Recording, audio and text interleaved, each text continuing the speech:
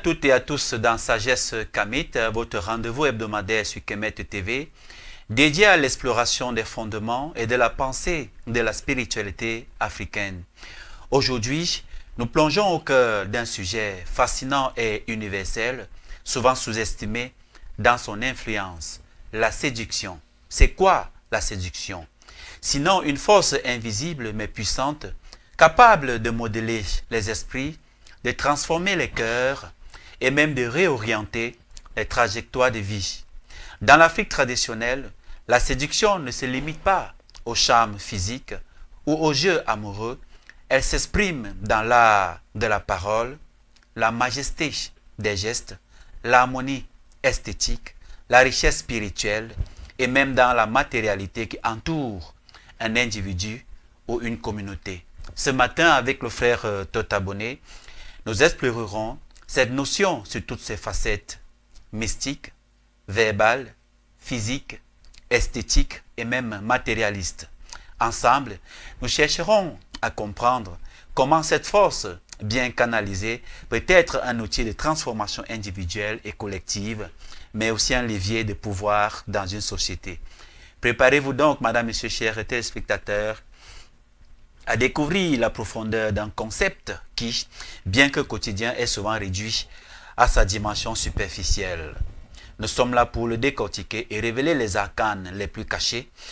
Restez avec nous, la sagesse Kemet éclaire ce matin, une fois de plus, nos esprits.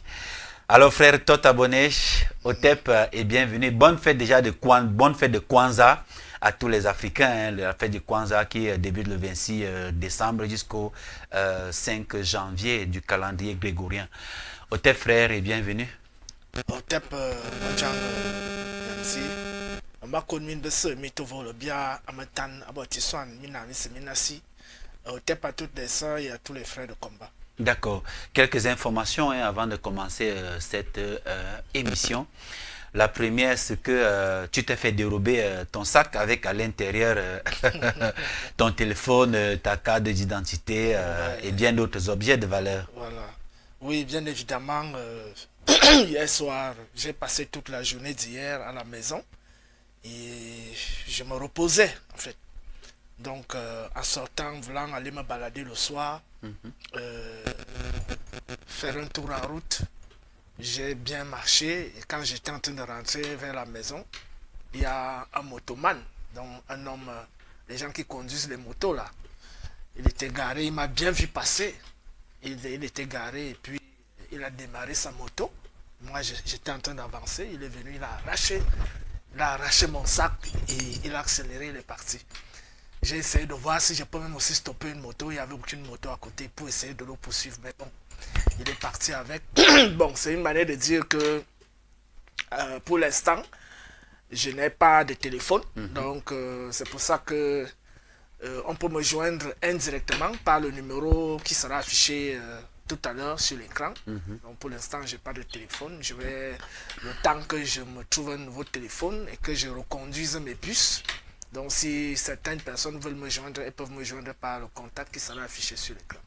D'accord, la deuxième information, c'est Kemet Reconnexion, deuxième édition qui se tiendra du 16 au 31 mai 2025 et la semaine prochaine, très certainement, nous allons encore faire une émission là-dessus.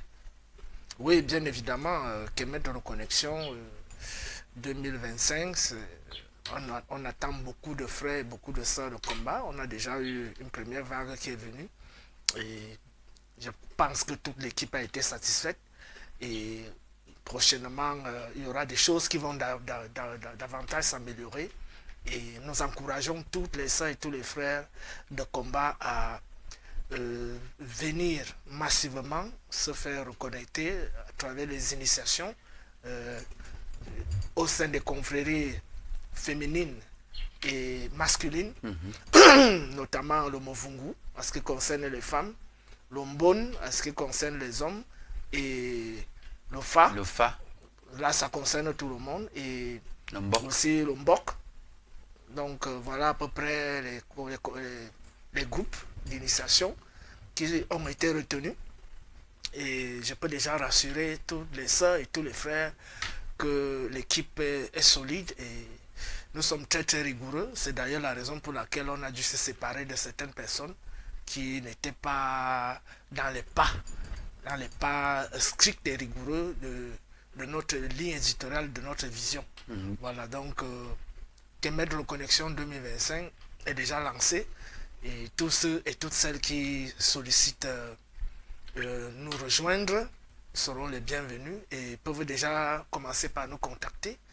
Donc j'ai une communicatrice qui gère mes communications, donc c'est d'ailleurs le numéro qu'on va afficher, qui s'affiche là-bas. Et le frère Nyamsi aussi, on peut le contacter. On peut contacter aussi le frère Wendo Mabou. Donc effectivement, Kemet Reconnexion est relancé. D'accord.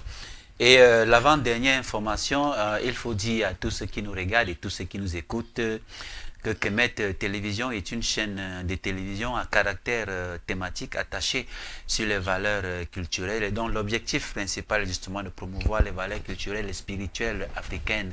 Et la ligne éditoriale que nous avons choisie ne nous permet pas d'avoir une subvention de l'État, encore moins des publicités, parce que ces potentiels partenaires ne veulent pas coller leur image à la ligne éditoriale de notre télévision par crainte de quoi que ce soit.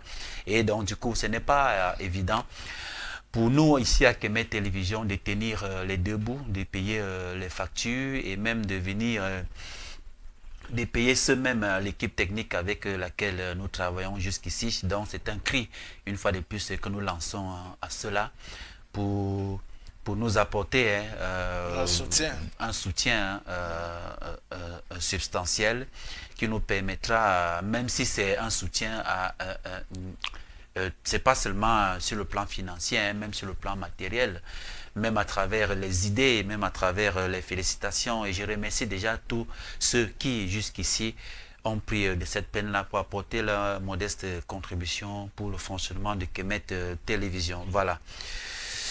Et la dernière information, le monde bouge, frère. Ouais. Et nous ne pouvons pas rester à marge de la géopolitique mondiale. C'est pourquoi, avant d'entrer dans le vif du sujet de cette thématique de ce matin, nous allons faire un round-up, n'est-ce pas, de l'actualité géopolitique mondiale. Oui, bien évidemment, c'est très important. D'ailleurs, quand nous parlons de l'art de la séduction, c'est même déjà, on est déjà dans le thème, parce que le plus grand séducteur parmi les leaders politiques actuellement, c'est Horus Poutine. Donc, il séduit par son discours, qui est un discours qui fait la promotion des valeurs traditionnelles, notamment la famille, père et mère, et notamment la spiritualité, la culture, la langue russe et l'opposition à toutes les anti-valeurs, notamment l'homosexualité, le transgenre et tout ce que ça va avec, y compris le mensonge. Il est aussi contre le mensonge. Il faut qu'on dise la vérité. Bon, je n'ai pas dit que lui dit toujours la vérité. Il peut aussi lui arriver... Bien entendu, on va mettre une petite réserve. C'est un homme comme nous. Donc, bien évidemment. Donc, et il a vraiment l'art de la séduction. Il a séduit toute une grande partie du monde aujourd'hui. Et cette séduction s'accompagne aussi par des actions, par des actes. On voit comment il protège actuellement les jeunes leaders de l'AEF. L'AES. L'Alliance des États du Sahel. Comment il a stabilisé la situation en République centrafricaine. Oui. Et partout où la Russie arrive, vraiment, cet endroit retrouve sa souveraineté, s'il faut le dire ainsi. Et le peuple recommence à s'auto-gérer comme il le faisait dans le temps. Et actuellement, sa séduction va aussi dans le sens de la guerre qu'il mène.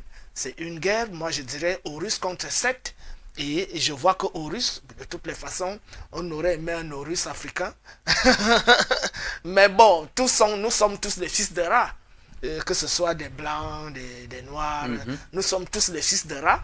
Et donc, si Ra peut utiliser le bras de l'un de ses fils, en tant qu'Horus, pour vaincre les énergies négatives que sont Seth,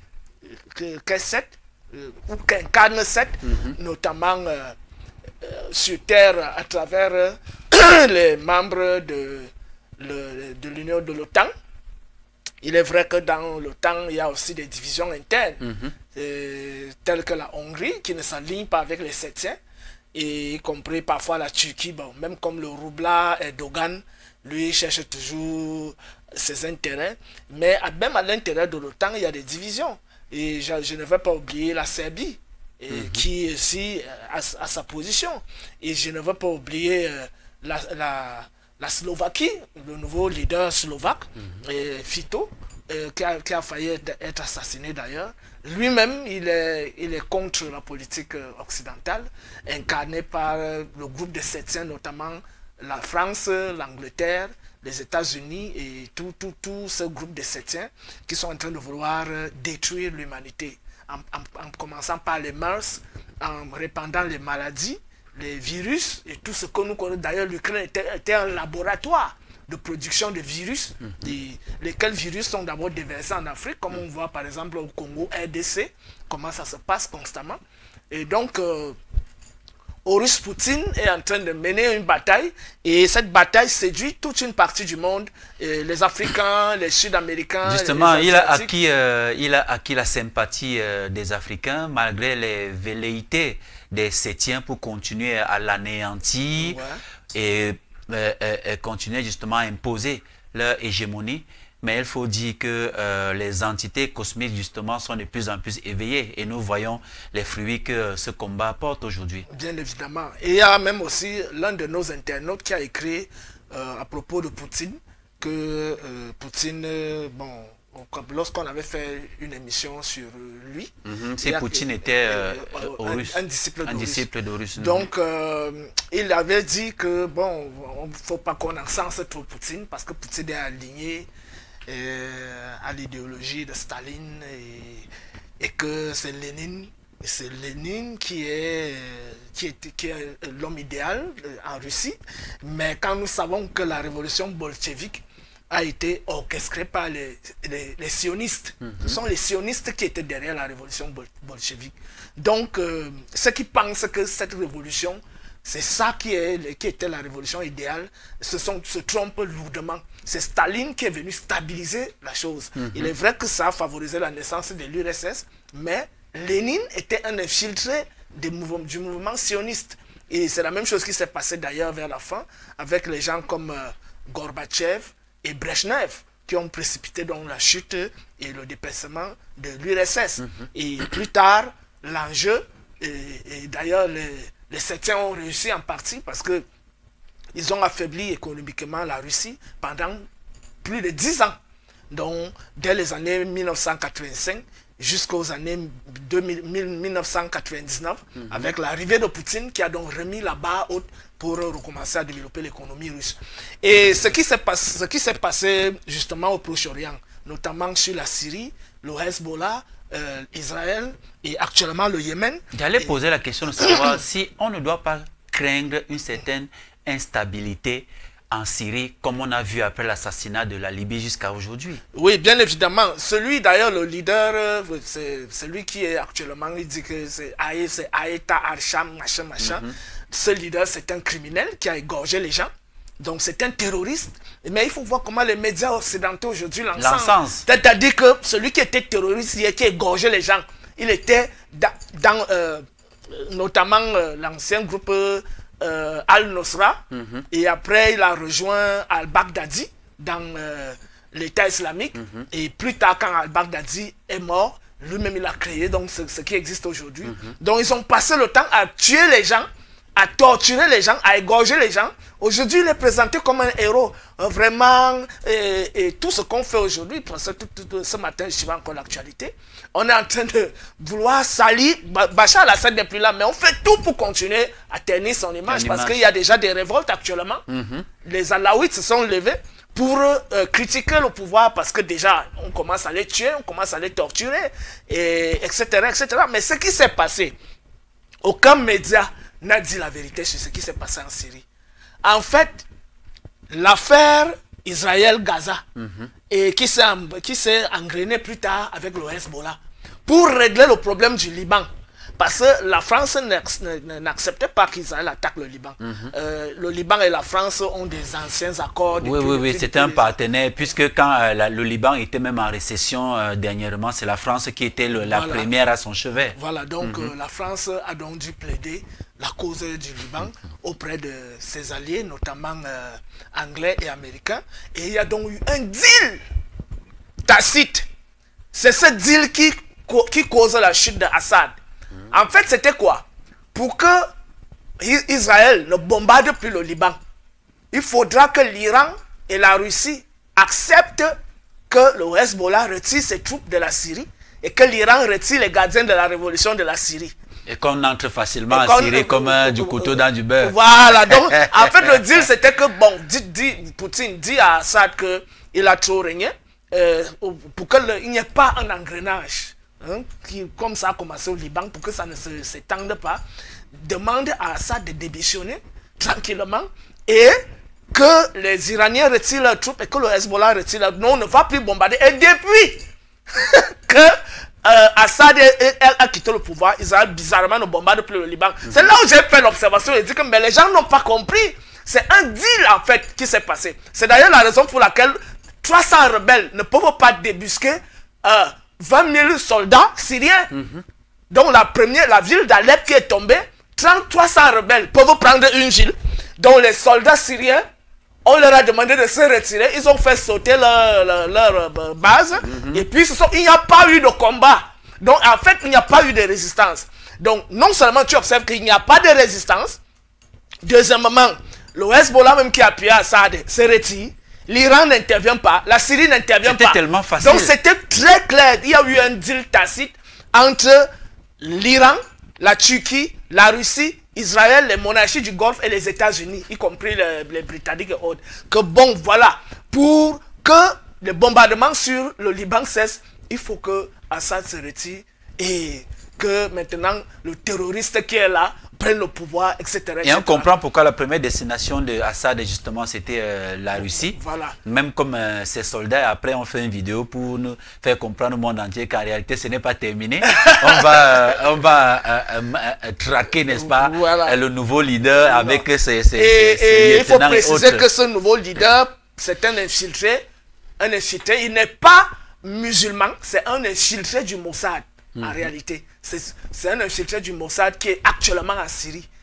Et donc, c'est pour ça que Israël a pris une partie du Golan. Il n'a même pas bronché. Il n'a rien fait. S'il était vraiment un patriote syrien, il n'aurait pas laissé Israël faire ce qu'Israël a fait. Donc, en réalité, c'est un collabo qui est là, qui fait les yeux doux à Israël, qui fait les yeux doux aux États-Unis, et en Angleterre, etc. etc. Donc, actuellement, la Syrie est gouvernée par un infiltré du Mossad. Voilà. C'était le round-up de l'actualité géopolitique mondiale, madame et messieurs, chers téléspectateurs. Que mes TV ne reste pas en marge, n'est-ce pas, de ces informations. Nous allons entrer dans le vif du sujet. La force et le pouvoir de la séduction. Alors, frère, dis-moi, nous allons bien entendu commencer par les définitions, comme nous l'exige la science. Alors, c'est quoi la séduction, tout simplement? La séduction, telle qu'on le comprend très facilement, c'est l'art d'émouvoir l'esprit, les sentiments. C'est l'art de susciter les sentiments, les envies en une personne. Et ça peut aussi être un animal, on peut aussi séduire un animal. C'est d'ailleurs ce qu'on appelle dompter les animaux. Donc, il y a les charmeurs des serpents. Voilà. Donc, là, de créer de l'émotion et des sentiments vifs en une personne à travers, par exemple, des gestes, à travers l'apparence, l'habillement, à travers le verbe, à travers le regard, à travers le sourire, à travers tout. Bref, il y a aussi d'autres modes de séduction, notamment le volet mystique qu'on va aborder un peu plus tard. Et donc voilà, grosso modo, ce qu'on peut entendre par séduction. Et s'il faut poursuivre la définition en parlant de séduction esthétique, par exemple, ça renvoie à quoi? Bon, déjà l'esthétique, l'esthétique vient du grec aesthesis, qui signifie l'art du beau, la science du beau. Aesthesie, c'est tout ce qui concerne la sensibilité. Voilà. C'est le sensible, c'est la science des choses sensibles. Et dans cette science des choses sensibles intervient le concept de beauté. Et dans le concept de beauté, il y a plusieurs éléments qui entrent en jeu. La beauté au sens des idées et le concept le plus élevé au niveau de la beauté, ce qui est beau, c'est la vérité. Mahat. Donc, Mahat est l'incarnation de la beauté en tant que vérité et en tant que justice. Donc, si on peut nous afficher l'image de Mahat, pour qu'on parle avec image à l'appui, Mahat est sur le plan esthétique, sur le plan moral, sur le plan métaphysique, sur le plan mystique, l'incarnation par excellence de la beauté. Et c'est d'ailleurs la raison pour laquelle elle est représentée comme la déesse de la justice, la déesse de la vérité, la déesse de l'équité, la déesse de l'harmonie, l'ordre, etc. etc. Je ne sais pas si au niveau de la régie, on peut avoir l'image de Mahat pour qu'on parle en illustrant. Bon, on va continuer. Donc, dans l'esthétique, il y a, comme j'étais en train de le dire, il y a le volet intellectuel et spirituel de l'esthétique. Ce qui est donc beau, c'est la vérité. C'est pour ça que, pour nous, ce n'est pas le bien, comme Platon dit, que to agathon théon, c'est-à-dire que la beauté par excellence. Non, ce n'est pas le bien. Chez nous, ce qui est beau, c'est la vérité. Donc, l'homme noir contemple la beauté de la vérité. Car seule la beauté est capable de donner vie, seule la beauté est capable de maintenir l'équilibre, seule la beauté est capable de transformer, seule la beauté est capable... Puisque dans cette vérité-là, il y a l'harmonie, il y a l'ordre et tout ce que nous savons. Voilà. Donc, c'est d'ailleurs la raison pour laquelle l'incarnation, voilà Mahat en tant que vérité, elle est donc incarnée en une belle femme, très très belle, belle femme noire, d'ailleurs, avec la plume sur la tête qui est le symbole de l'intelligence et de l'élévation spirituelle. Et donc, voilà l'incarnation de la vérité. Donc, Mahat incarne la beauté dans la vérité. Et là, on est dans le concept et on est dans les lois de l'univers. Voilà. Donc, ensuite, sur le plan sensible, de la sensibilité et de la transformation, c'est la déesse Hathor, c'est-à-dire qui incarne la beauté en elle-même. Donc, justement, voilà la déesse Hathor. Hathor est donc, elle incarne la beauté au sens sensible, esthétique et mystique aussi, c'est-à-dire au niveau de la transformation. Car c'est grâce à la déesse Hathor que les hommes découvrent la sexualité. C'est grâce à la déesse Hathor que les hommes découvrent l'engendrement, c'est-à-dire la procréation. Et c'est grâce à la déesse Hathor. La sensualité. La sensualité. Donc, elle est la déesse de la beauté, de l'amour, de la musique. Tout ce qui est émouvant, tout ce qui élève l'âme et tout ce qui émeut l'âme est incarné par la déesse Hathor. Donc, c'est grâce à elle, que l'homme découvre la séduction physique. C'est grâce à elle que l'homme découvre le sexe. C'est grâce à elle que l'homme découvre la procréation. C'est grâce à elle que l'homme découvre l'élévation spirituelle. Car elle est non seulement, si on peut présenter la déesse Hathor, elle est avec les ailes, s'il vous plaît. Donc, lorsqu'elle est présentée avec les ailes, elle est l'incarnation de l'élévation spirituelle. Donc, c'est elle qui vient donc dans la matière, sublimer la matière qu'est l'homme pour spiritualiser cette matière et l'élever vers le haut. Donc, avec les ailes étendues, elle est donc celle qui nous élève et qui nous fait fusionner avec Ra. Voilà, nous allons commencer par le début, frère. Alors, la séduction est-elle innée ou alors acquise? Est-ce que c'est tout le monde qui a la capacité, à partir du verbe, à partir du sourire, ou même à partir du regard, de séduire? D'où la question, est-ce qu'elle est innée ou tout simplement acquise, la séduction? La séduction est en même temps innée et acquise. D'accord. Elle est innée au sens où il y a des personnes qui naissent belles, c'est-à-dire l'apparence, au niveau de l'apparence. Elle est naturelle parce que je vois des jeunes filles, peut-être de 10 ans, elle est encore innocente. Mais rien que son regard est séduisante. Elle-même elle ne sait pas que son regard séduit en fait. Donc, les gens séduisent, il y a la démarche. Et cette démarche, bon, c'est vrai qu'on la construit aussi, mais il y a des démarches naturelles qui séduisent. Donc, il y a la prestance physique, il y a l'habillement. Bon, maintenant, la séduction devient acquise au sens où on se travaille soi-même. On travaille son propre charisme et au niveau du regard. Et donc là, ça devient une séduction consciente. Donc la séduction inconsciente, c'est quelqu'un qui est né physiquement beau ou une femme qui est née physiquement belle ou alors qui a des beaux, qui a un beau sourire, une belle démarche, comme tu l'as dit tantôt. Voilà. Donc, acquise au sens où on se forge une personnalité à travers, par exemple, la gestuelle qu'on forge. La démarche même aussi se forge. On ne marche pas. Quand tu as une personnalité, il y a une démarche que tu dois avoir. Bien entendu. Et la parole, la séduction aussi par le verbe est un acquis. C'est vrai que pour qu'elle soit véritablement, il faut qu'elle soit accompagnée, elle soit précédée par l'intelligence. Parce que seule une personne qui a quand même un minimum d'intelligence est capable d'user d'une parole séduisante, c'est-à-dire essayer de mouvoir les esprits. Cela demande aussi une certaine culture générale, notamment sur le volet psychologique, le volet sociologique et le volet anthropologique, et donc y compris l'actualité. Il faut être à la page. Oui. Il faut être à la page. Et donc, la séduction acquise aussi, c'est l'habillement, bien évidemment. Savoir harmoniser les couleurs, savoir choisir des habits qui vont avec le corps. Et cela se poursuit aussi chez les femmes avec les tresses, la coiffure. Et parfois, elles ajoutent un peu les petits pomponnements. Bon, c'est vrai que moi, j'aime pas trop ça. Moi, j'aime la femme brute naturelle. Voilà, avec des cheveux naturels. Moi, je n'aime pas trop les femmes artificielles qui mettent des trucs aux yeux et tout ça. Donc, voilà. En ce qui concerne le volet inné et le volet acquis de la séduction. Maintenant, cette séduction se perfectionne donc, comme je l'ai dit, à travers un travail permanent et un travail conscient, bien ordonné, bien structuré, qui peut donc faire en sorte que un homme devient redoutable ou une femme devient redoutable au niveau de la séduction. D'accord, nous sommes en train d'y aller progressivement.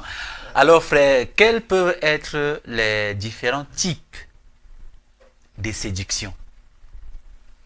Bon, il y a la séduction physique, il y a la séduction gestuelle, il y a la séduction verbale, il y a la séduction par les actes, c'est-à-dire un homme qui parle et qui réalise ce qu'il dit.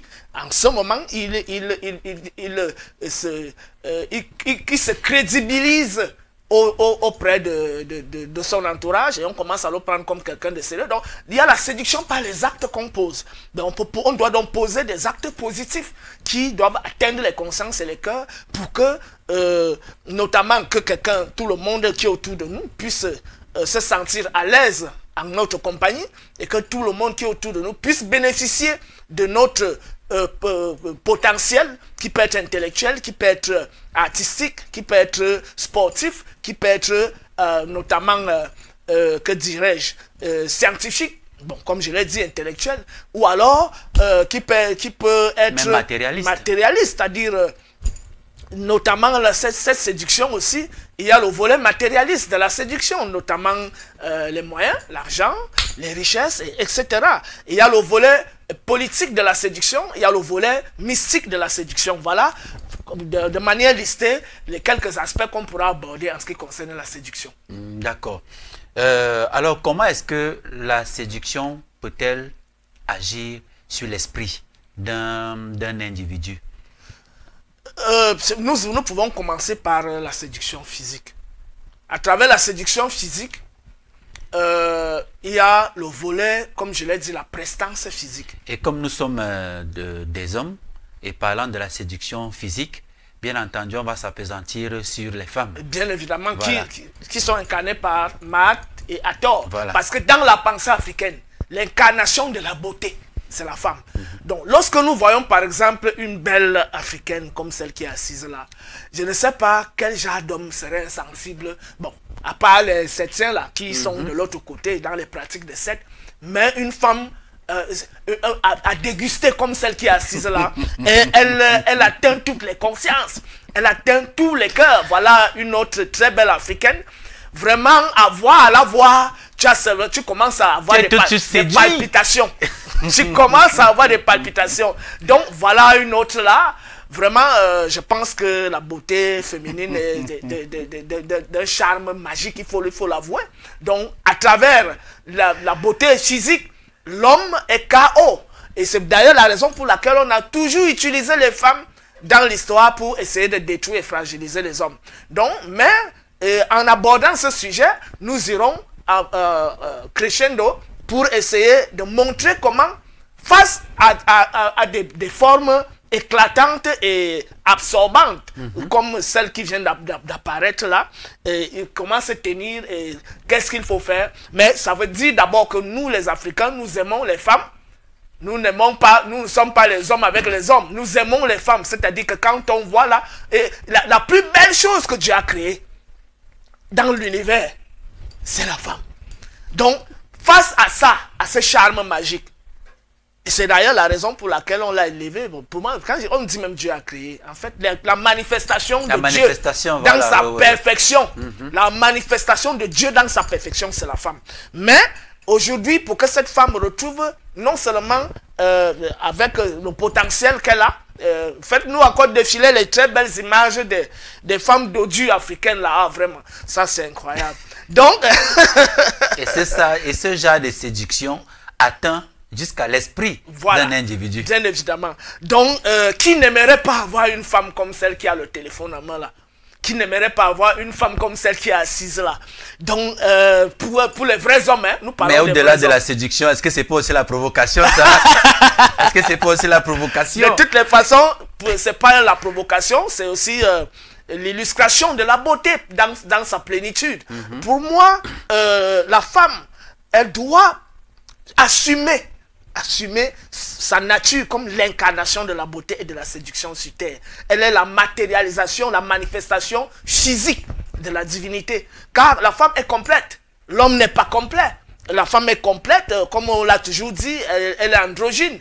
La femme, elle a son membre viril qui est son clitoris. Elle a un vagin que l'homme n'a pas. Elle a un utérus que l'homme n'a pas. Elle a les seins que l'homme n'a pas. L'homme ne peut pas allaiter des enfants. Donc, etc., etc.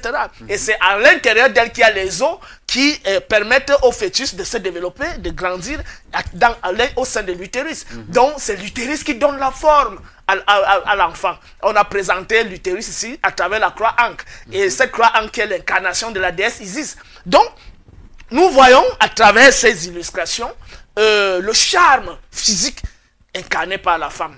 Et au-delà de ça, nous étions donc en train de dire que, au-delà de cette apparence physique, on va remettre l'image. Et là, c'est une séduction acquise justement parce qu'elle a pris le temps de travailler son esprit pour se présenter comme ça. Mais elle est d'abord innée. Oui, parce qu'elle est d'abord innée, elle est d'abord naturellement belle. Avant, maintenant, peut-être de la coiffure qu'elle a ajoutée. Moi, je pense qu'elle est d'abord née naturellement. C'est-à-dire sa séduction dans son innocence lui a poussé à comprendre qu'elle a quelque chose. Et maintenant, elle a davantage valorisé ça pour... Il est vrai que certaines font aussi des chirurgies esthétiques, mais celle-ci, telle que je la vois, elle n'a fait non, pas les celles qui sont naturelles. Celles qui sont naturellement. Ici, quand je la vois, elle n'a fait aucune chirurgie esthétique. Notamment, on dit aussi qu'il y a d'autres femmes qui font pousser des fesses avec des injections ou avec des bombes, des pommades, etc. etc. Nous parlons de la beauté naturelle, telle que vous la voyez. Rien qu'à voir les cuisses de celle qui a le téléphone en main, on comprend qu'elle est née comme ça. Parce que... partant des cuisses jusqu'au fessier, on voit l'équilibre parfait. Comment on appelle le côté qui sort là, frère? On appelle ça comment? Je ne sais pas si tu as le nom. Donc voilà par exemple, donc comme j'étais en train de dire, cette beauté doit être complétée maintenant par la culture, la pratique de la justice, la pratique de la vérité, la pratique de qu'est-ce que sais-je? La mode dans son sens global. Et ça veut dire que la femme doit compléter sa beauté, son charme physique par l'art de la sagesse et de la science. Et tu fais très bien de le dire. Malheureusement, aujourd'hui, nous en avons beaucoup qui ont le corps d'Isis et d'Hathor, comme on voit là, mais vide à l'intérieur. C'est-à-dire sont belles physiquement. Je les appelle des masses biologiques ambulantes. Voilà, c'est comme ça qu'il faut les qualifier. C'est donc la raison pour laquelle nous incitons toutes les femmes à se cultiver, à plonger dans la sagesse, notamment la sagesse africaine, parce que nous sommes dans le contexte africain, à apprendre à connaître les choses élevées pour pouvoir être non seulement des bonnes épouses, des bonnes mères et des bonnes organisatrices de la société. On n'aura pas besoin des femmes que en termes d'usage sexuel. On a besoin des femmes qui nous accompagnent bien dans nos projets, qui nous donnent des idées, qui nous protègent, bref, qui font tout pour que nous soyons en sécurité et que nous fassions bien notre travail, que nous menions bien notre combat. Nous avons donc besoin de femmes qui partagent nos idées et qui nous encouragent dans tout ce que nous faisons. Nous avons aussi besoin de femmes qui seront des bonnes mamans. Au cas où nous ne sommes plus là, nous les hommes, il faudra bien qu'elles prennent bien soin des enfants. Nous avons aussi besoin de femmes qui vont entretenir de bonnes relations avec leur belle famille pour notamment créer cette flamme. Parce qu'une femme qui aime son mari doit aimer sa belle-mère, doit aimer son beau-père, doit aimer ses petits frères, doit aimer ses petites sœurs, doit aimer même ses cousins. Bon, pas aimer au sens sexuel, mais au sens du partage de la flamme. La flamme qui, d'ailleurs, même si l'homme là avait déjà des enfants avant, elle doit aimer ses enfants. C'est la même chose chez l'homme. Mais nous constatons souvent qu'il est très facile à l'homme d'accepter les femmes que la femme a eues avant de le rencontrer, plutôt que la femme d'accepter les enfants que l'homme a eus avant de l'avoir rencontré. Ça, c'est le cas. Plus facilement, si la femme a un enfant, elle rencontre l'homme, plus facilement l'homme accepte. Mais pour la femme, c'est très difficile. C'est très difficile de trouver une femme qui accepte les enfants d'une autre femme.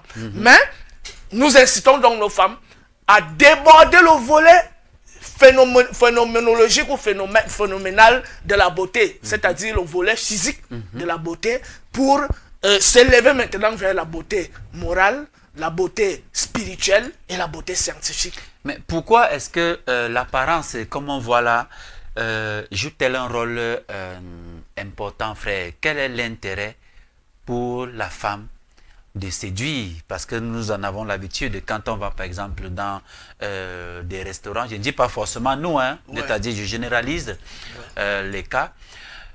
Quand une femme entre, elle voit il y a des hommes assez élégants et bien propres dans le restaurant. C'est à ce moment-là qu'elle va commencer à montrer, elle sait déjà qu'elle est belle. Elle va montrer davantage comment elle est belle, comment elle marche, une marche déhanchée. Quand elle s'assoit, elle croise le pied. Quand elle vous regarde, un sourire. Quel est l'intérêt de la séduction à ce moment-là de la femme? Comme je te l'ai dit, lorsque la déesse Hathor est descendue sur terre, elle a manifesté l'éclat magique et mystique de la divinité. La femme a d'abord un charme naturel. D'ailleurs, elle incarne la magnéticité. L'homme, lui, il incarne l'électricité. Donc, l'agressivité. La femme, elle est plus magnétique. D'ailleurs, on avait fait une émission sur l'origine de l'humanité, surtout acte 2, où j'avais présenté comment c'est grâce à la femme que le pilon, c'est-à-dire le pénis, est né. On a montré et puis on s'est aussi appuyé sur l'affaire Isis et Osiris, notamment comme lorsque Isis a fabriqué le phallus d'Osiris, etc., etc. Donc, ce charme, c'est ça qui est physique. Et quand il a encore travaillé à travers le regard et la démarche, ça devient la plus haute magie en réalité. Donc, c'est vrai que je mets la femme au même niveau que la musique. Parce qu'il y a des musiques que lorsqu'elle est vraiment bien faite et bien dosée avec une bonne énergie positive, cette musique peut nous ravir. Donc, on a même oublié aussi de mettre notre princesse Nandi pour essayer de montrer aussi la dimension séductrice de la musique. Donc, la musique est capable de ravir les esprits. Mais la musique ne peut pas lever le pilon. Ce qui lève le pilon, c'est la beauté physique de la femme. Donc, rien qu'à la voir, il y a comme quelque chose au fond de nous qui se réveille. Une partie de nous qui se réveille et qui parfois nous fait perdre le contrôle, il faut l'avouer. On a vu des hommes se battre à cause des femmes. D'autres même aller jusqu'à se tuer.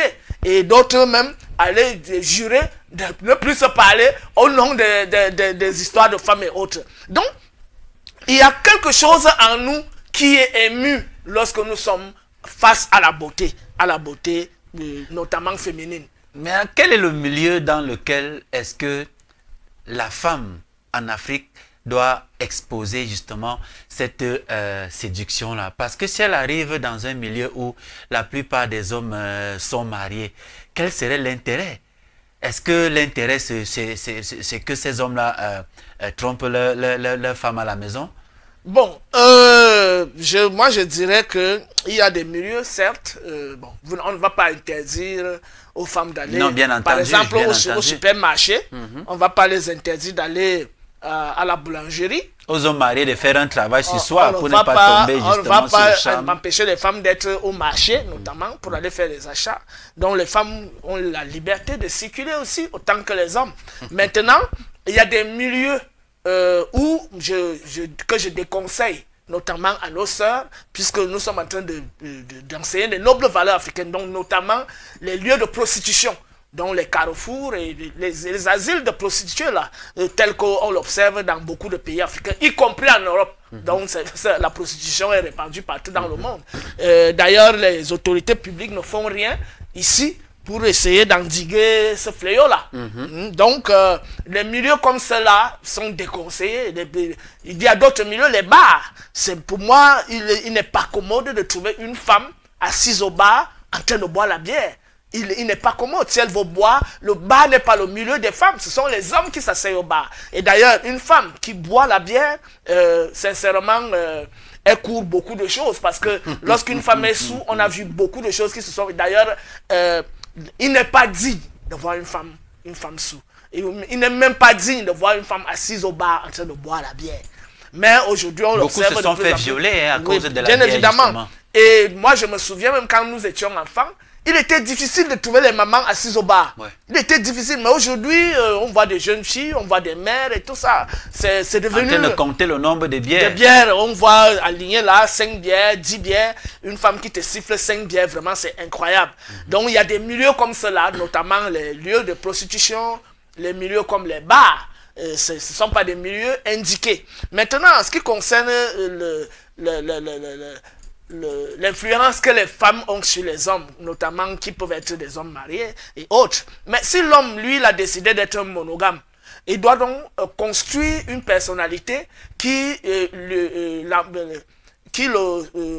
sécurise et qui l'évite de tomber dans le piège des séductrices. Mais nous savons aussi que dehors, il y a beaucoup d'hypocrites, ceux qui disent qu'ils ont opté pour la monogamie, mais qui ont 1000 maîtresses dehors. Et ça, pour moi, c'est de la lâcheté et c'est de l'irresponsabilité à plusieurs niveaux. Parce que d'ailleurs, celui qui a les maîtresses dehors, d'abord, il dépense financièrement, parce que quand tu as tes 2 femmes, tu rationnes mensuellement, c'est-à-dire elle a sa ration, c'est constant, c'est stable. Mais la maîtresse, à tout moment, il y a toujours des décharges, il y a toujours des demandes, il y a toujours des choses, je veux ceci, aujourd'hui, après-demain, c'est je veux ceci, je veux ceci. Il y a même une forme de chantage. De chantage, derrière tout ça.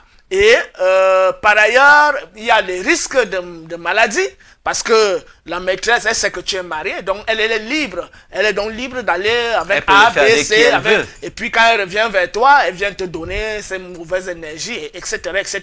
Donc c'est la raison pour laquelle nous avons fait une émission ici, où on faisait la promotion de la polygamie. Donc quand quelqu'un se sent capable, même s'il a déjà une femme, de pouvoir assumer 2 femmes, 3, 4, 5, pourquoi pas? Puisque la nature africaine même le veut comme ça.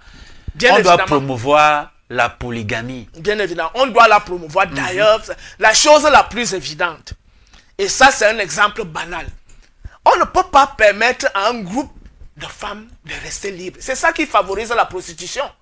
Si les femmes disent qu'une femme, un homme, il y aura donc un groupe de femmes qui sera libre. Et qu'est-ce que ça va encore promouvoir, quoi? Les affaires de maîtresse, les affaires de prostitution, etc. que nous observons aujourd'hui.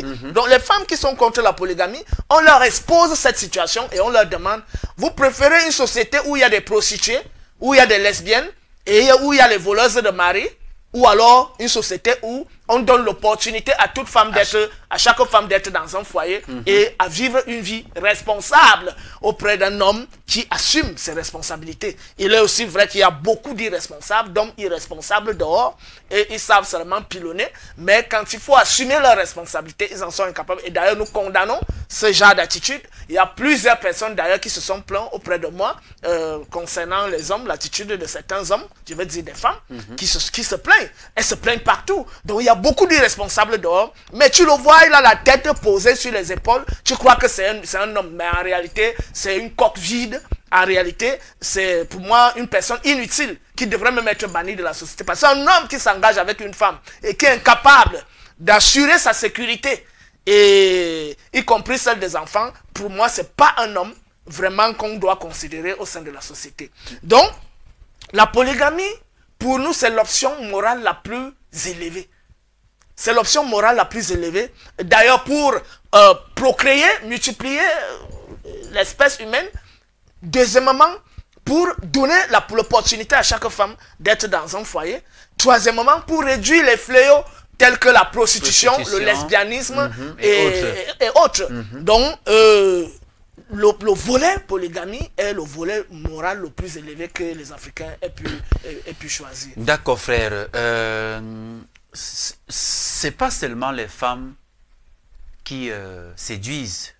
Il y a également des hommes qui séduisent, mais là, dans un autre cadre. Je veux parler ici là du lien entre séduction et pouvoir.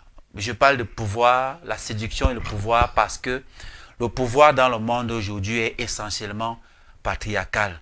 Vous allez rarement voir des femmes chefs d'État en Afrique. Donc, quel peut être le lien entre séduction et pouvoir? Pouvoir politique. Pouvoir politique, bien entendu. La séduction, donc, on a commencé même à parler de ça au début, où j'ai pris l'exemple de Poutine. La séduction politique est d'abord l'attitude d'un homme. C'est vrai qu'il y a aussi beaucoup d'hypocrites, notamment les septiens là. Et c'est d'ailleurs, quand je dis les septiens, donc les francs-maçons là, en fait, c'est eux que nous appelons septiens. Donc les gars qui sont dans les loges, qui pratiquent la cabale là. Donc ce sont les serpents en réalité. C'est le genre, il fait le beau sourire devant toi, il te séduit. Justement, on va prendre l'image d'un ancien chef d'État américain, noir, qui a séduit le monde par son discours, et notamment les Africains. Et in fine, c'est un rêve qu'il a vendu justement aux Africains. Voilà donc un produit fini du monde de Seth. Voilà un produit fini. L'incarnation, l'une des incarnations de Seth. C'est vrai, c'est un noir. Les gens croient toujours que Seth, c'est les blancs. Non. Tous ceux qui sont dans cette attitude, dans ce genre de mentalité et dans des pratiques qu'ils font, ce sont les Sethiens. Chez nous, ici, nous en avons dans nos gouvernements. Ils sont pleins là. Je dirais même presque tous. Ce sont des Sethiens. Donc, nous appelons Sethiens tous les pratiquants de la Kabbale hébraïque, tous les pratiquants de l'hermétisme, des cultes gréco-romains.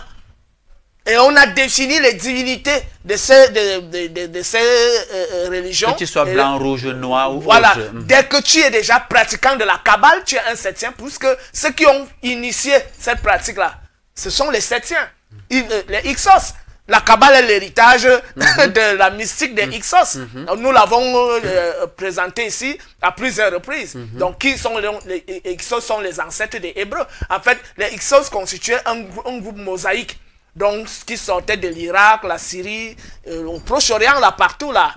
Et dans la zone qu'on appelait à l'époque la Phénicie. Donc, c'était des groupes de peuplades nomades qui se sont donc accaparés le territoire de la Basse-Égypte et qui ont régné pendant plus de 100 ans et après qui ont été chassés. Mais pendant ce règne, ils ont choisi la figure de Seth et Apophis pour l'élever comme leur dieu. Pourquoi? Parce que cette divinité ressemble exactement à Baal, ressemble exactement à El, qui est Elohim, dont le pluriel est Elohim, et ressemble exactement à Allah. Donc, Seth, nous l'avons dit ici à plusieurs reprises, est donc le maître de la Kabbale hébraïque. C'est le grand Métatron. le grand maître que les kabbalistes invoquent souvent. Celui qui sodomise même le Messie. Voilà. Donc, voilà donc un produit fini de Seth ici, qui est illustré. Il faut l'entendre quand il parle. Il parle tellement bien, mais politiquement, en réalité, il a séduit, hein. Je me rappelle même de son discours de fin de deuxième mandat où il a dit que si la constitution des États-Unis permettait qu'on ait 3 mandats, les Américains le voteraient volontiers parce qu'il est séducteur sur le plan de la parole en tant que politicien. Donc c'est un vrai rhéteur, il a de la rhétorique, il a vraiment l'art de la rhétorique. Donc il a travaillé son discours, même sur le plan mystique, il a travaillé ce discours. D'ailleurs, ils ont des rites qui pratiquent souvent là. Bon, pour ceux qui sont ici en Afrique, les mangeurs de clitoris là, et des vierges, des choses comme ça, et c'est à travers ça qu'ils travaillent. Bon, ça c'est aussi pour dire les pratiques obscures qui sont cachées derrière la séduction politique. Donc, voilà un individu qui est présenté là, que comme tout le monde avait jubilé que enfin un noir à la Maison Blanche. Mais les gens n'ont pas compris que c'est un noir travaillé. Donc, cette l'a travaillé et il a accompli son œuvre. C'est-à-dire qu'il a le volet le plus obscur. Puisque c'est sous son mandat qu'on assassine Kadhafi, justement. C'est sous son mandat qu'on assassine Kadhafi. Et même c'est sous son mandat que Laurent Gbagbo est arrêté. C'est sous son mandat que le Yémen est déstabilisé. C'est sous son mandat qu'il y a le printemps arabe. C'est sous son mandat que la Syrie est déstabilisée. C'est sous son mandat que l'homosexualité est légalisée. C'est sous son mandat que les transgenres, les histoires de liberté là, etc., etc. C'est sous et il a préparé même l'avènement du virus qui est le Covid-19, etc., etc. Donc, et tout ce temps, c'est tout parce qu'en réalité, c'est pas Biden qui gouverne les États-Unis. Ce sont les lobbies d'Obama qui gouvernent les États-Unis. Donc, ils ont aussi préparé l'attaque contre la Russie. En armant l'Ukraine, ils ont fait le Maïdan en 2014. C'était sous son mandat. Donc, tous les basses besoins obscures et ténébreuses ont été orchestrés par ce monsieur. Donc, la beauté du discours, oui, mais les actes, c'est-à-dire, sont d'une négativité incroyable. Donc, on voit donc un antagonisme même entre les deux réalités qui nous sont présentées. Un très beau discours séduisant, mais des actes. C'est pour ça que j'ai dit que la beauté doit s'accompagner par les actes. Exactement. Et c'est à travers les actes qu'on dit que vraiment ce monsieur est le plus grand séducteur qui existe sur Terre. Donc lui, sa part d'actes là, c'est les actes essentiellement septiens. Et c'est vrai que pour les LGBT là, eux, ils l'encensent, ils disent que non, c'est le Messie qui est venu sur Terre, etc., etc. Et bon, il y a certaines choses qu'on ne peut pas dire, même si son épouse, entre guillemets, on dit que c'est une épouse, bon, donc on ne va pas... c'est une transgenre, mais voilà. Bon, c'est pas nous qui le disons ici. Tu as commencé à le dire, frère, parlant de... Oui. Et je voulais ajouter donc l'inverse exact de ce monsieur qu'on nous présente là, c'est monsieur Poutine. Actuellement, c'est vrai, monsieur Poutine. Et pourquoi pas Traoré? Parce qu'il ne faut pas qu'on abandonne d'abord notre petit frère qui est ici là. C'est aussi un grand homme, on doit aussi l'encenser. Voilà pour moi les deux grands séducteurs qui existent sur Terre actuellement là. Et quand on suit le discours d'Ibrahim Traoré à la tribune de l'ONU, c'était vraiment, si tous les Africains étaient burkinabés, je pense qu'on le mettrait au ciel quelque part là-bas. Bien évidemment. Comme avec les Horus et autres, parce qu'il a un discours très séducteur. Donc, comme j'étais en train de le dire, les séducteurs tels que Traoré, tels que Poutine, ce sont les gens qui sont nés pour diriger. Ceux-ci, celui qu'on présentait là, et tous les septiens qui sont dans nos États ici, et dans nos ministères et autres, ne sont pas nés pour gouverner. On les a, ils y ont accédé par système de cooptation. C'est-à-dire qu'ils ne sont pas nés avec un don naturel pour gouverner. Car celui qui est né, ça veut dire quoi? Ça veut dire qu'il a une mission sur Terre à accomplir. Et s'il a une mission à accomplir, ça veut dire qu'il doit amener l'humanité à s'élever. Il ne doit pas amener l'humanité à régresser. Et donc nous voyons l'exemple de Traoré qui est venu stabiliser la situation au Burkina Faso, qui éduque son peuple tous les jours. C'est-à-dire qu'il va dans les villages, il tient des discours, il rassemble des gens, il élève les consciences. Et il éduque tous les Africains, y compris les afro-descendants. C'est pour ça que c'est beau, parce qu'il est vrai. Comme il est vrai. Donc, tout à la séduction, dans son niveau le plus élevé, c'est la vérité. la vérité dans la pensée, la vérité dans la parole, la vérité dans les actes. Et c'est ça qu'on appelle la beauté et l'art de la séduction.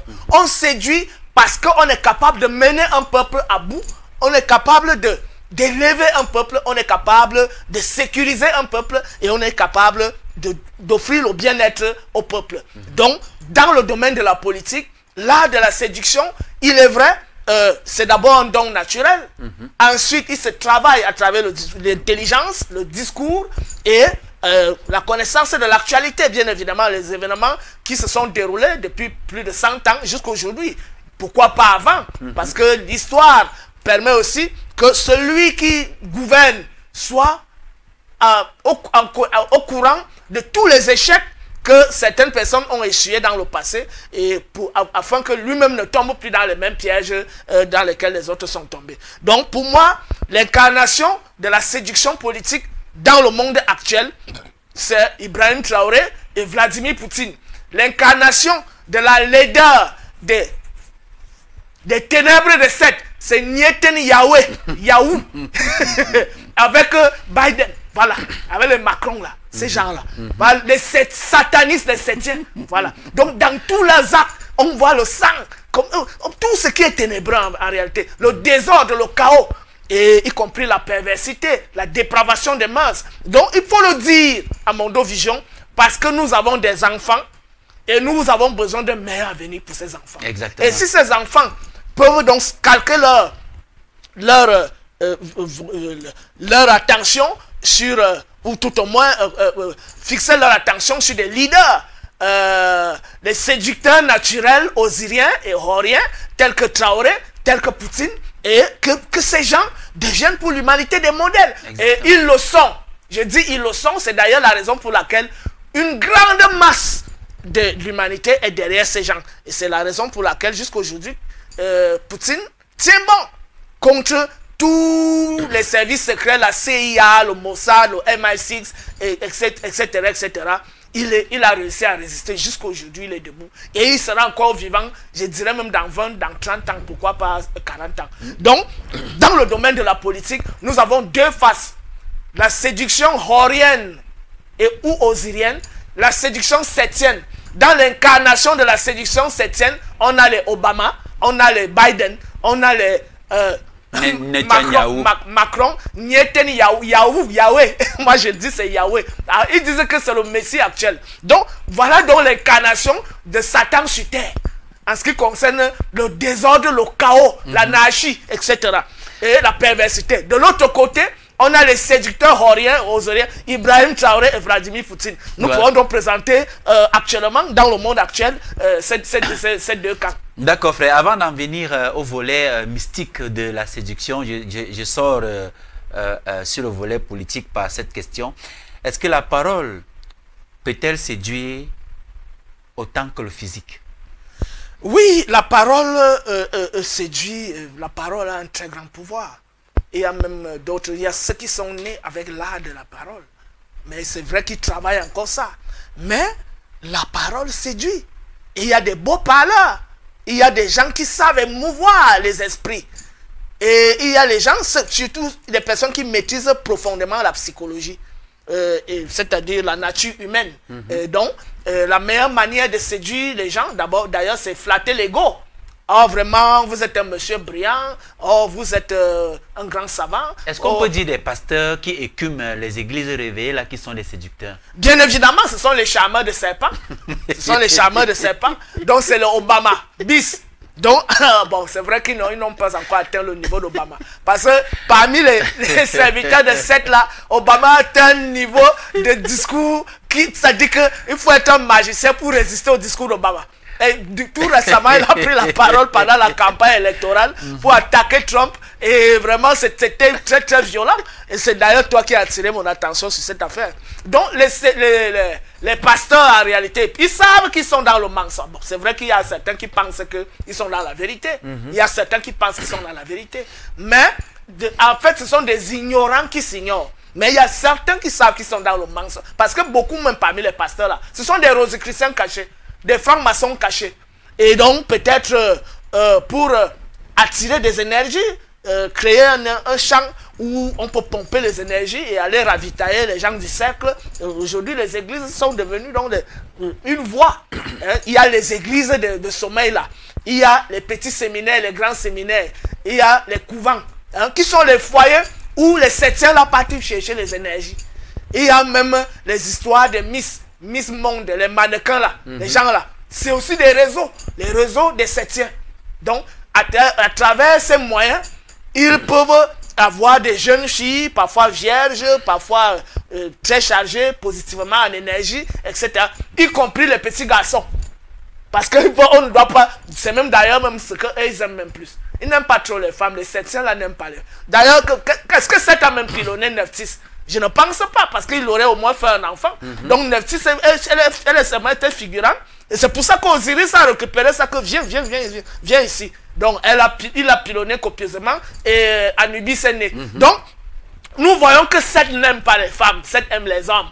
C'est pour ça que tous les serviteurs de Seth là, hein, les ministres et les chefs d'État africains, bon, on enlève Traoré, bon, on peut aussi enlever un peu Assimi Goïta. Et je ne sais pas, le général qui est au Niger là, c'est un général. Tu sais que pour arriver au poste de général là, c'est la nomination politique. Donc, je me méfie un peu trop des généraux là. On lui donne le bénéfice du doute, oui, jusqu'à les maintenant, généraux là ils sont très suspects. Moi, je préfère encore un colonel qui a gravi tous les grades de manière normale de l'armée, et après maintenant il va en retraite. Mais quand on te nomme déjà général, c'est que tu es dans le système. Donc bon, pour l'instant, pour moi, Assimi Goïta et Traoré, ils ne sont pas les septiens, hein? Même comme Assimi Goïta a fait ce qu'il a fait en Doumi Fakoli là, je ne vais jamais lui pardonner ça. D'accord frère. Alors sur le plan personnel, toi frère Todd, est-ce que à travers la parole tu as déjà séduit une femme ou alors ta femme et qui a contribué à la mettre en chaleur? Parce que il faut dire que ces femmes-là, comme on les a vues tout à l'heure, sur le plan physique seulement, peuvent nous séduire et nous mettre en chaleur. Bien évidemment. Elles également, à travers la parole, peuvent le faire. Oui. Mais est-ce que vice-versa, c'est possible? Parlant par exemple de toi, est-ce que tu as déjà eu à séduire une femme au point de la mettre en chaleur? Bien évidemment, bien évidemment. Parce le contraire m'aurait surpris. Il faut d'abord préciser que le grand séducteur, c'est aussi le courageux. C'est celui qui n'a peur d'aucune femme. Moi, je n'ai peur d'aucune femme. Qu'elle soit grande de 3 mètres, qu'elle soit costaude, qu'elle soit petite, qu'elle soit de haut grade, et machin. Moi, je n'ai pas peur des femmes. Donc, mais il y a les hommes qui sont les poltrons. Ils ne savent pas parler aux femmes. Parfois, ils négocient avec une autre personne que va me gérer le Mais on ne va pas s'en moquer. C'est leur nature, frère. C'est leur nature. Moi, je suis un Shemsou Hor. Donc, je force, je dis, voilà. Quand je suis intéressé, bien évidemment, je dis, bon, je me présente et puis je lance l'attaque. Donc, bon, il y a aussi une séduction d'abord à distance qui peut se passer par le regard.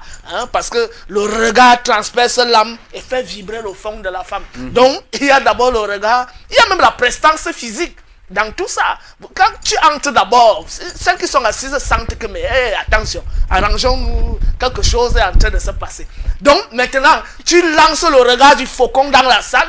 Dès que tu repères, allez, tu commences à dégainer les flèches, les étoiles, je veux dire les rayons solaires, à déverser ça dans ses yeux. Et après, maintenant, ce qui peut se passer, c'est que si tu veux, tu te lèves, tu vas vers elle. Si tu veux, tu peux demander à envoyer l'appeler. Non, qu'on lui serve quelque chose. Et après, maintenant, le moment de partir, tu peux donc te lever et aller saluer et dire au revoir. Et tu te présentes. Maintenant, le jour où vous vous asseyez à deux, c'est le jour-là que le gibier est mort. J'ai provoqué un étonnement sur le plateau ce matin. Allons-y. C'est le jour-là que le gibier est mort. Donc, en ce moment, cette séduction, pour nous les faucons là, les Shemsouhor là, cette séduction s'accompagne non seulement du regard, du verbe, mais aussi des palperies. Hein? Voilà. Donc, il y a des endroits qu'il faut toucher la femme. Bon, tu ne peux pas faire qu'une femme que tu viens de rencontrer, tu commences à toucher sa poitrine, non? Il y a des endroits où, de manière très élégante, tu peux séduire la femme en touchant ces endroits-là. Bon, je peux prendre l'exemple du tour de rang. Je peux prendre l'exemple même de la paume de sa main, hein, etc. Donc, tu saisis sa main. Bon, je suis en train d'enseigner la séduction aux gens ici. Là. Donc, il y a la cuisse, etc. Tu peux lui parler, tu touches un peu sa cuisse, ou alors, bon, si son cheveu, sa tresse a un peu dégainé, bon, tu peux arranger sa coiffure, etc. Bon, il faut être attentionné. Donc, il y a des petits trucs, et puis maintenant, il ne faut pas aussi trop bavarder avec la femme, parce que les femmes aiment les hommes plus pratiques que bavards. Les femmes n'aiment pas les bavards. La plupart des femmes, je dirais, n'aiment pas les bavards. Les femmes aiment des hommes qui disent des choses précises et qui accomplissent ce qu'ils disent. Et les femmes aiment aussi des hommes chauds, hein, qui est on appelle ça quoi? Viril et résistant.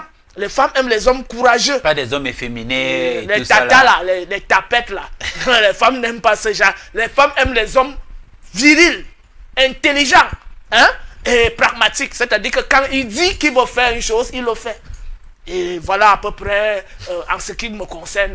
Je n'ai pas dit que je suis... D'accord, c'est entendu, frère, c'est entendu. Ok. Venons-en pour poursuivre l'émission au volet mystique de la séduction. Alors pour toi, la séduction mystique, qu'est-ce que c'est? Première question. Et comment est-ce que ça se manifeste? La séduction mystique, d'abord la première séduction mystique, c'est le mental. C'est-à-dire, il faut être capable de maîtriser ton propre mental. Et une fois que tu maîtrises le mental, tu es capable de séduire presque tout le monde. Donc, il y a d'abord un travail sur soi. Et ça peut aussi être amplifié par les ingrédients de la nature, notamment le ndon, notamment le jujube, notamment certaines écorces, certaines plantes, etc. Mais les Septiens, qu'est-ce qu'ils font? Ils tuent des vierges et ils mangent leur clitoris. C'est-à-dire que des gars là sont dans des pratiques bizarres, je ne sais même pas. Et ils croient qu'ils commencent donc à dire que là maintenant ils sont des grands séducteurs. Donc, sur le volet mystique, la séduction est aussi accompagnée de l'art de la gestuelle. Le regard. Quand tu parles aux gens, il faut les fixer dans le regard. Et à travers ça, tu fixes aussi les consciences qui sont autour de toi. Donc notamment le grand orateur, quand il prend le micro, il regarde les gens dans les yeux, il ne parle pas en l'air. Il regarde les gens dans les yeux en leur parlant. Et c'est comme ça qu'il attire l'attention et il fixe toutes les consciences vers lui. Et maintenant, il y a un travail spirituel aussi mystique qu'il faut faire sur soi. À travers les initiations, bien évidemment. Donc, il y a certaines plantes qu'on peut utiliser pour amplifier la parole. Il y a des choses, on peut aussi travailler avec les champs magnétiques, tels que le soleil, tels que la terre, tels que l'eau, etc. Parce qu'il faut d'abord soi-même vibrer haut. Il faut avoir des hautes vibrations pour pouvoir capter l'attention des personnes qui sont autour. Si tu es vide, c'est-à-dire que tu n'as pas d'énergie, tu ne peux pas...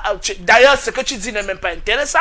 Pour pouvoir capter les consciences, il faut être chargé positivement. Il faut vibrer haut.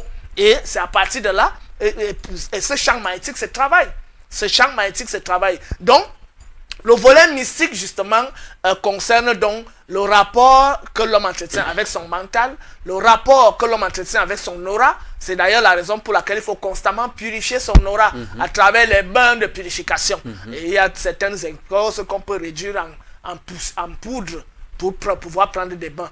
À défaut d'utiliser les herbes, puisque s'il faut transporter ça à de longues distances, ça perd de sa substance. Voilà, donc il y a le volet mental, il y a le travail de l'aura, purifier l'aura et le vitaliser aussi. Donc notamment avec le soleil, l'énergie solaire, l'énergie de l'eau, l'énergie de la terre et avec d'autres plantes qui nous permettent aussi de nous charger. Il est aussi vrai que quand on est marié par exemple et quand on a une femme qui vibre positivement, on peut s'échanger des énergies. Et la femme peut te charger quand tu dois aller accomplir une mission, comme toi-même tu peux charger ta femme si elle doit aller accomplir une mission et vice versa. Donc le travail sur le plan mystique est le travail sur le mental, sur l'aura et sur le regard et sur la rhétorique, l'art de la rhétorique. D'accord, frère. Y a-t-il des rituels particuliers pour séduire une femme ou un homme? Je le dis parce que tu le sais si bien, nous avons beaucoup marché, nous sommes allés à plusieurs endroits, notamment chez les charlatans et les marabouts pour des reportages.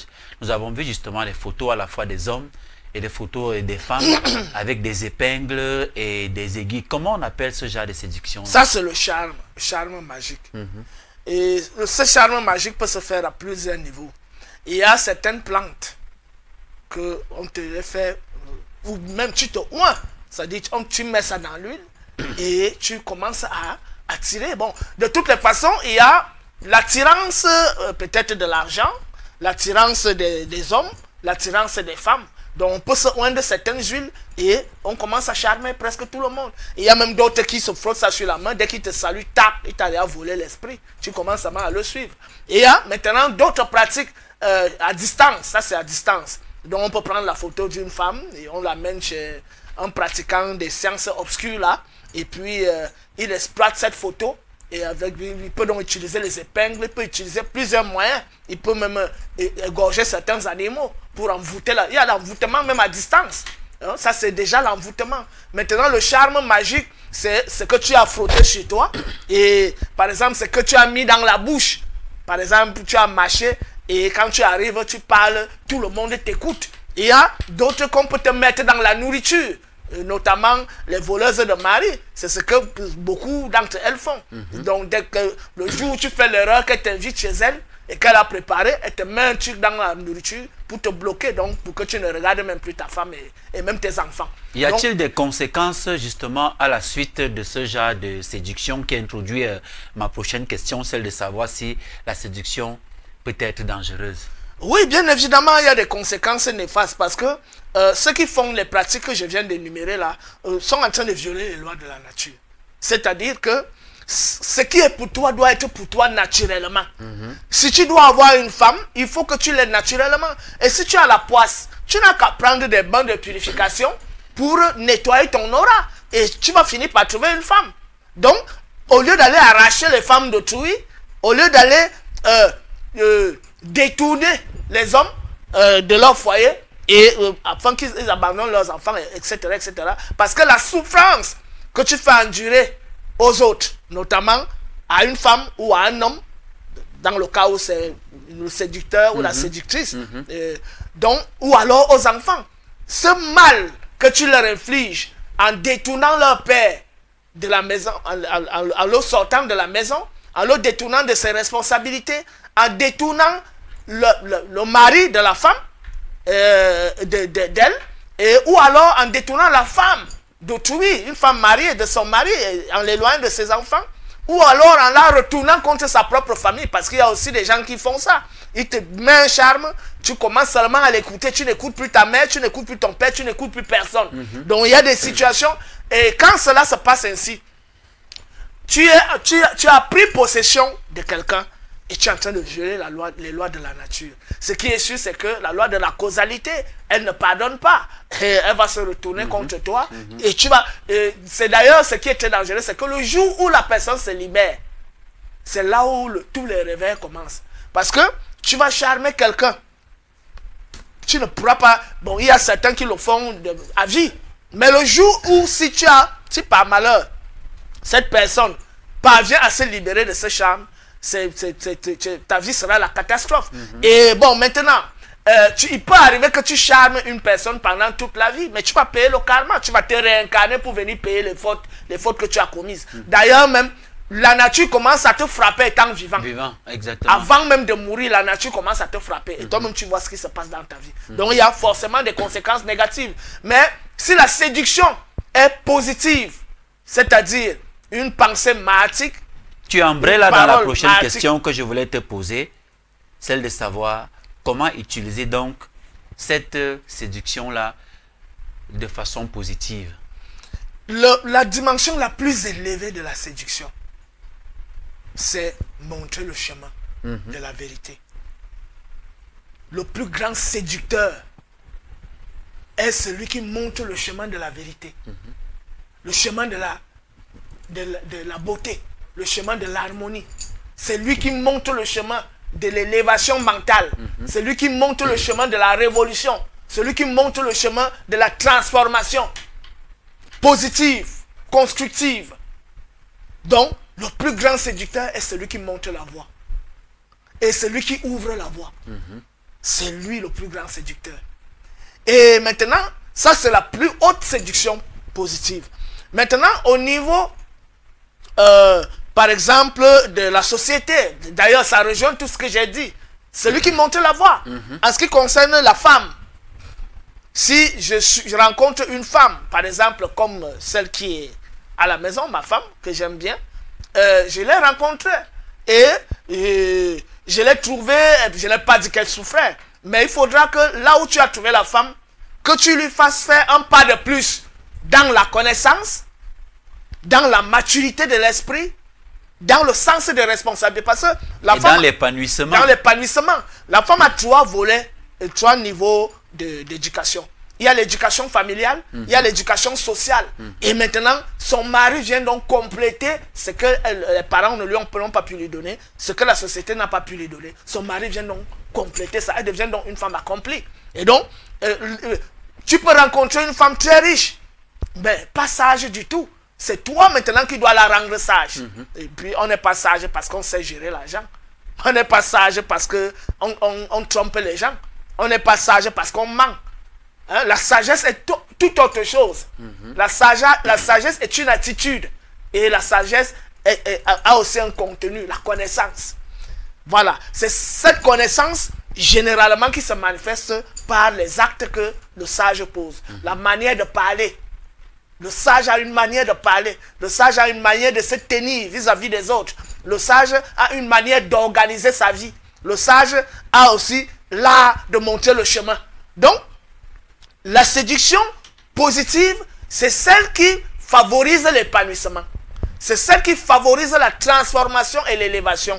Celle qui favorise le bien-être dans le sens global. Et celle qui favorise la réalisation de soi. C'est ça la véritable séduction. Et là, tu es en train de parler de l'attitude d'un homme équilibré face à n'importe quel genre de charme. Et là, l'attitude d'un homme équilibré face à n'importe... D'abord, un homme équilibré, c'est un homme qui a appris à se maîtriser lui-même.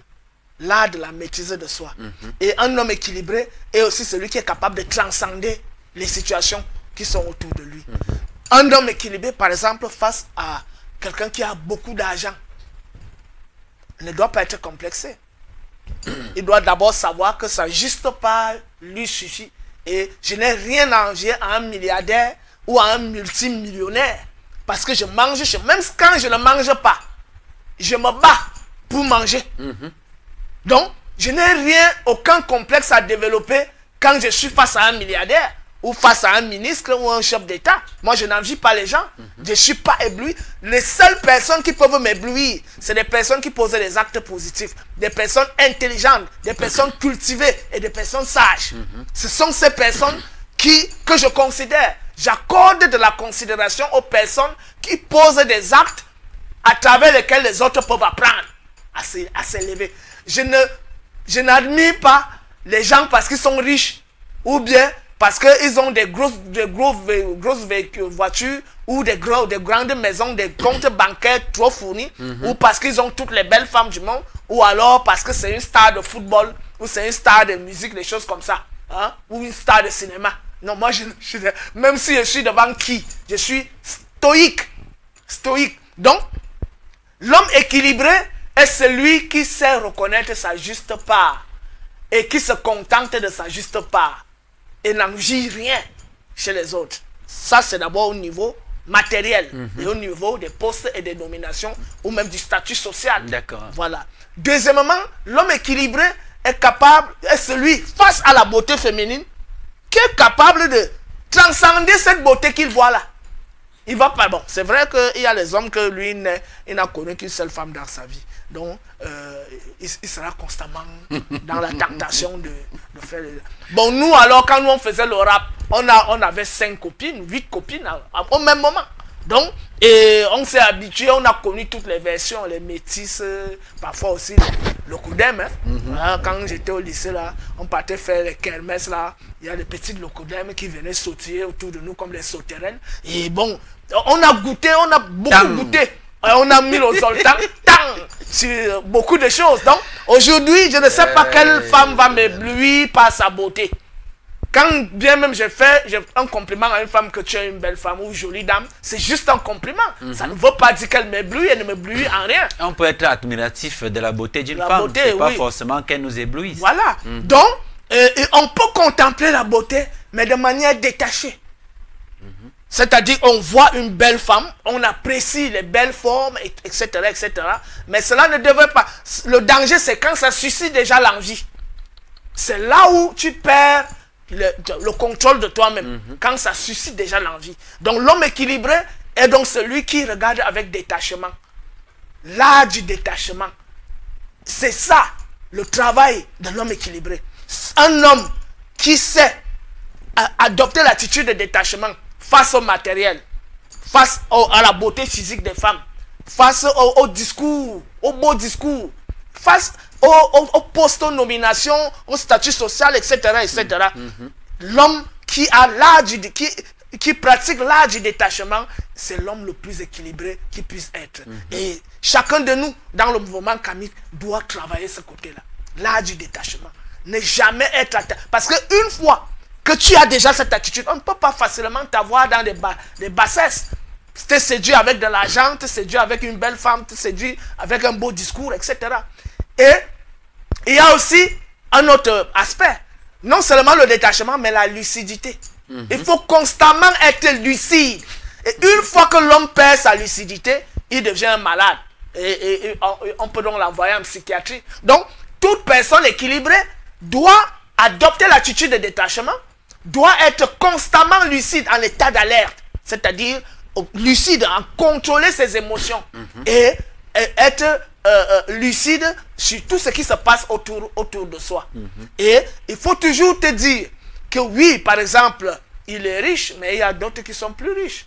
Oui, elle est belle, mais il y a plus belle que ça, etc., etc. Il faut toujours utiliser le superlatif. Et ça fait que, en adoptant cette attitude, tu commences donc à garder ta lucidité. C'est un travail sur soi que tu fais, et puis plus tard, tu es vraiment équilibré. Voilà donc, seul un homme équilibré est donc capable de ne pas succomber aux affres et aux catastrophes dues à la séduction. Voilà frère, nous en avons terminé pour aujourd'hui. Voilà. Donc, Hotep, comme nous l'avons dit, le frère Yamsi l'a annoncé tout à l'heure. Ceux qui ont envie de me joindre peuvent me joindre sur le numéro qui passe, qu'on a affiché au bas de l'écran, là, sous mon nom. Voilà ce numéro MTN. Donc, vous ajoutez, si vous êtes à l'étranger, vous ajoutez plus 237. Donc, c'est un numéro WhatsApp. Vous pouvez me laisser des messages là-bas. Si vous voulez m'appeler, vous laissez un message et puis on va vous dire à quelle heure vous pouvez m'appeler. Pour l'instant, je ne suis pas directement, si je n'ai pas de téléphone actuellement, mon téléphone a été chippé hier par un voleur, quelqu'un qui était sur la moto et qui d'ailleurs j'ai perdu aussi ma carte nationale. Heureusement que j'avais fait une autre carte et que j'ai gardé à la maison. Donc un récépissé, j'ai le récépissé là. Si je n'avais pas ça, je serais vraiment comme un enfant, je ne marcherais pas. Donc, soutenez la chaîne Kemet Télévision. Pour ceux qui ont l'habitude de le faire, on les encourage, on les remercie. Pour ceux qui ne l'ont pas encore fait, nous les appelons à nous encourager d'avancer, car le combat que nous menons est un combat qui est pour tout le monde. C'est le combat de tous. On peut dire que tout le monde ne peut pas avoir la capacité d'enseigner. Tout le monde ne peut pas avoir la capacité d'accéder à certaines connaissances. Mais maintenant, ceux qui ont ces atouts, les partagent donc et mènent un combat noble qui est le combat de la Renaissance africaine. Et en cela, nous demandons à nos sœurs et nos frères de combat de continuer de nous soutenir dans tous les aspects, bien évidemment, comme tu l'as dit. Et nous, le dernier... je vous dirais quoi, la dernière invitation, pas exhortation, la dernière invitation c'est Kemet Reconnexion qui est prévue pour le mois de mai. Et donc que les sœurs et les frères de combat qui nous font confiance, qui ont commencé à nous faire confiance depuis des années, on les attend, on attend l'équipe. J'aimerais aussi rencontrer ces personnes qui ont l'habitude de me voir à distance. Et il faudra que ces personnes viennent sur le terrain. Hein, toi autant, tu aimerais rencontrer ces personnes qui te voient à distance et que ces personnes viennent sur le terrain pour vérifier si ce que nous disons là, nous le pratiquons nous-mêmes. Donc, ils ne viennent pas seulement pour ça, mais ils viennent d'abord pour leur propre transformation. Donc, Hotep, on se dit à la prochaine. Et ils seront forcément séduits par tout ce que nous faisons ici. Bien évidemment. Madame, Monsieur, chers téléspectateurs, nous retenons ce matin que la séduction, dans toutes ses dimensions, est une force puissante, capable d'élever ou de détruire. Elle n'est ni bonne ni mauvaise en soi, mais tout dépend de l'intention qui l'anime. Dans la sagesse kamite, elle trouve son sens ultime lorsqu'elle est ancrée, comme l'a dit le frère Todd Abonné, dans l'authenticité et la vérité. Souvenons-nous, la séduction éphémère attire, mais seule la lumière intérieure captive à jamais. Merci pour votre attention et que la Mahad guide toujours vos choix et vos actions. Triple Tep et à très bientôt pour une nouvelle édition. Tep.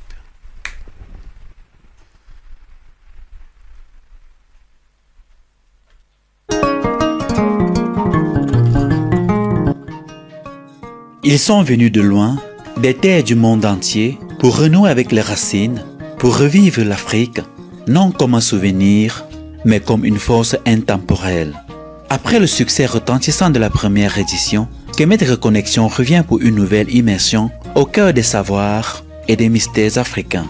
Du 16 au 31 mai 2025, à Yaoundé au Cameroun, rejoignez la deuxième édition de Kemet Reconnexion. Un voyage exceptionnel où chaque jour révèle un héritage sacré, chaque échange nourrit la conscience, chaque geste réveille l'âme. Des maîtres spirituels, des prêtres initiés, des guérisseurs, des chercheurs de vérité, ils seront là pour vous guider, vous enseigner et vous reconnecter à l'essence de la tradition africaine. Plongez dans les initiations ancestrales, vibrez au rythme des tambours et découvrez la spiritualité africaine comme jamais auparavant.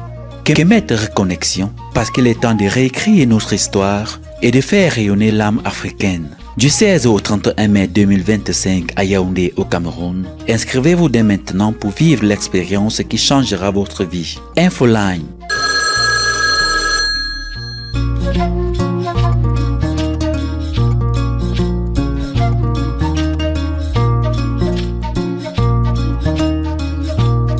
Kemet Reconnexion, là où les racines du passé nourrissent l'avenir.